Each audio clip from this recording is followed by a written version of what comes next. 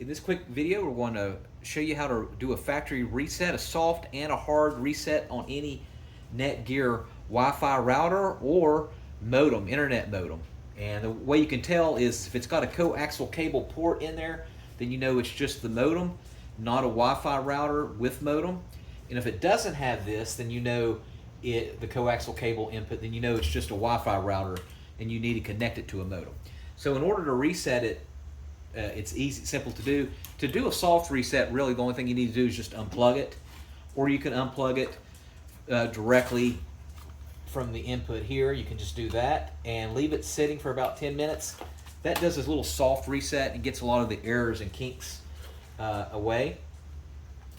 But now if you want to do a hard reset, that's basically where you need to, it resets everything, and you probably would need to re-enter in your password, and that gets a lot more errors.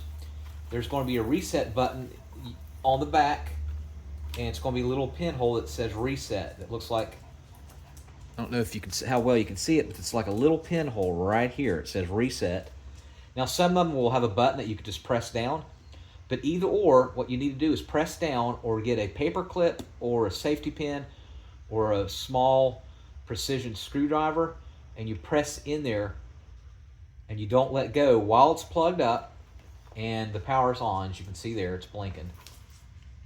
And what you're going to do is you're going to hold it down for at least 5 seconds, the safety pin in that hole, and that does a factory reset. And then after that, you'll probably need to re-enter your passwords on your laptops or your phone devices. And as you can see here, it'll usually have the password on the side, and that's of course the network name that you need to look for. That's the password. Sometimes they're on the bottom, sometimes they're on the side. But that's how you do a full factory reset on any Netgear router or Wi-Fi modem. And they look different. Like this one's like a box. Some of them have like antennas, but they all work the same pretty much.